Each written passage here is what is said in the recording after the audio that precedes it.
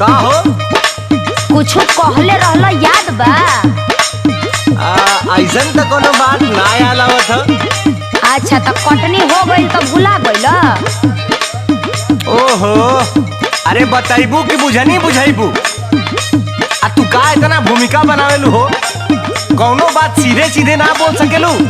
एक तो इतना टेंशन कपार पे खुदे है, ऊपर से लगाबू तू ऐठे। हाँ हाँ, हमरा भी टेंशने न बुझाई। काम निकल गइल ना, नहीं याद आवता तो सुन याद करावता ने। हाँ हाँ बताओ तो तनी। खाली फुसिलाई के करबला कटनिया हो, खाली फुसिलाई के करबला कटनिया हो, कहि के दियोला ना झोलनिया ना। सीधे तो बतावे की चाहत रहल।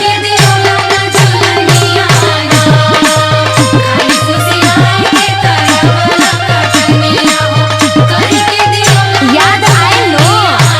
अरे पागल, तू तो हमरा यादे बा, लेकिन कुछ दिक्कत बा। अरे सबर का फल मीठा होला, आ तहरो के मिली सबर का फल, आज ना त कल। हाँ तो सबरे नु करता ने। धनवा के भाव तनी बढ़े दे तू धनिया हो, धनवा के भाव तनी बढ़े दे तू धनिया हो, तोह के बढ़ाई दे झुलनिया ना। के भाव तनी बढ़े दे तू धनिया हो, धनवा के भाव तनी बढ़े दे तू धनिया हो, तोह के बढ़ाई दे झुलनिया ना। धनवा के भाव तनी बढ़े दे तू धनिया हो, तोह के बढ़ाई दे झुलनिया ना।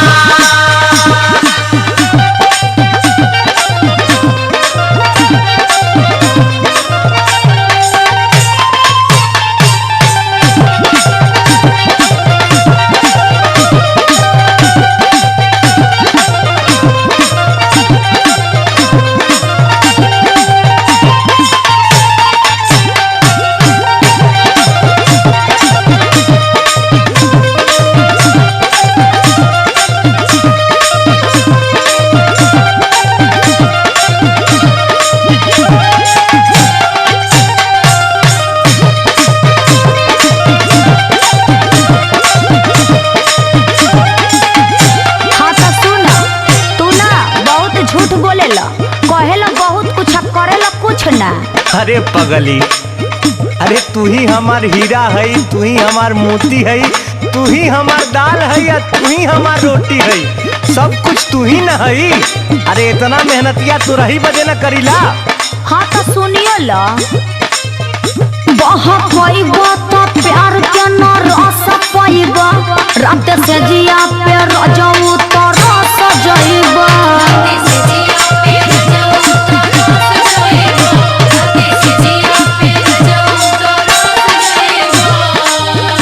बहा पाइबा तो प्यार के न रस पाइबा, रात से जिया पे रजऊ तो रस जाइबा।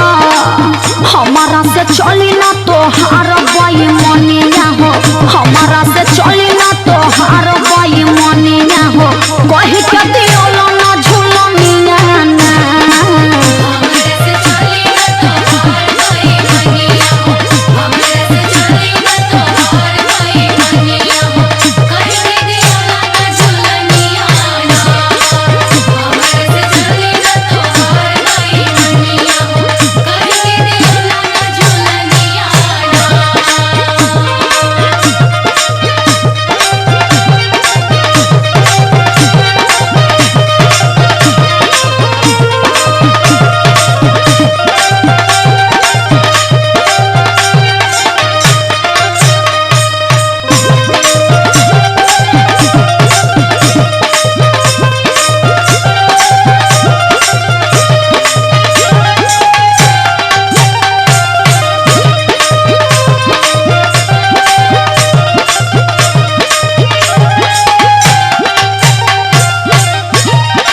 अच्छा तो ये बताओ, तो झुलनिए से पेट भरी? अरे राशनो तो चाहेला साल भर का, तोरा मन के करी ना तो का होई सुन। का होई हो? बड़ा सस्ता बा बेचे में खल जाई हो, पूरा धनवा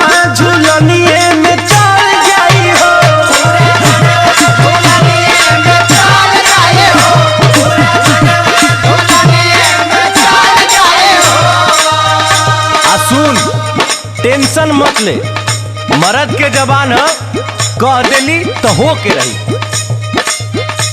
बड़ा सस्ता बा बेचे में खल जाई हो, पूरा धनवा झुलनिए में चल जाई हो। जेडिया रितेश नाही तोरी है बचनिया हो, डीपीआई आशीष नाही तोरी है